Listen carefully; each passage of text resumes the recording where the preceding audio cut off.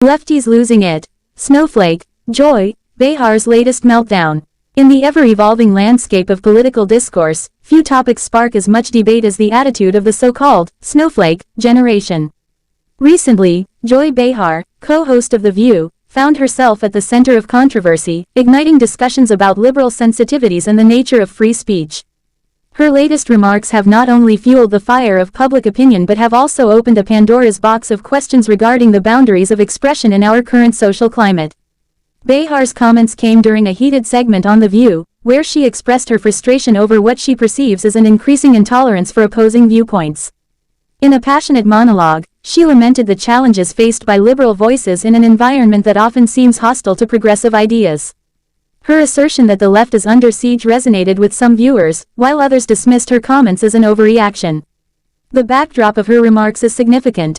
In recent years, the term snowflake has been weaponized to describe those perceived as overly sensitive or excessively politically correct.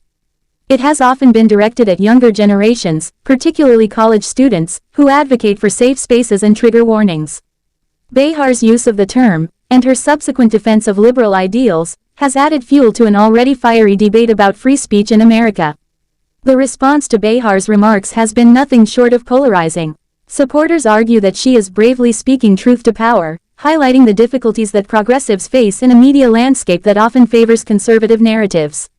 Many viewers applauded her for articulating the frustrations of those who feel marginalized by the rising tide of right-wing rhetoric.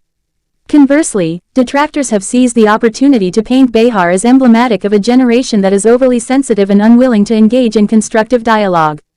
Critics argue that her meltdown serves as a clear example of the left's inability to tolerate dissent, framing her comments as a desperate attempt to maintain relevance in a shifting political landscape. This incident raises critical questions about the state of political discourse today.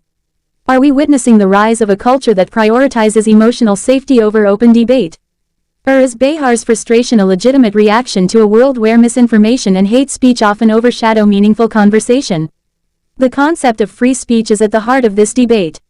While many advocate for the right to express unpopular opinions, others emphasize the need for accountability in speech that perpetuates harm or discrimination. Behar's outburst touches on the delicate balance between protecting free expression and fostering a respectful dialogue that acknowledges diverse perspectives. Moreover, this conversation is not just about Behar or her comments, it reflects a broader societal struggle. In an age of social media, where opinions can spread like wildfire, the lines between free speech and hate speech are increasingly blurred. The challenge lies in navigating these murky waters while fostering an environment that encourages open dialogue without resorting to personal attacks or dehumanization.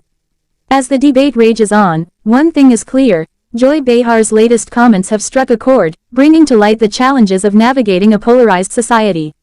Whether you agree with her or not, the discussion surrounding her meltdown serves as a reminder of the complexities of free speech and the ongoing battle for understanding in an increasingly divided world.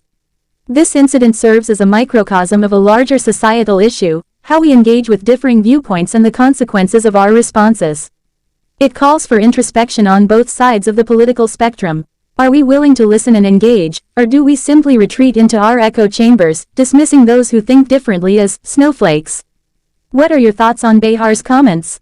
Do they resonate with your experiences in today's political climate? Join the conversation in the comments below.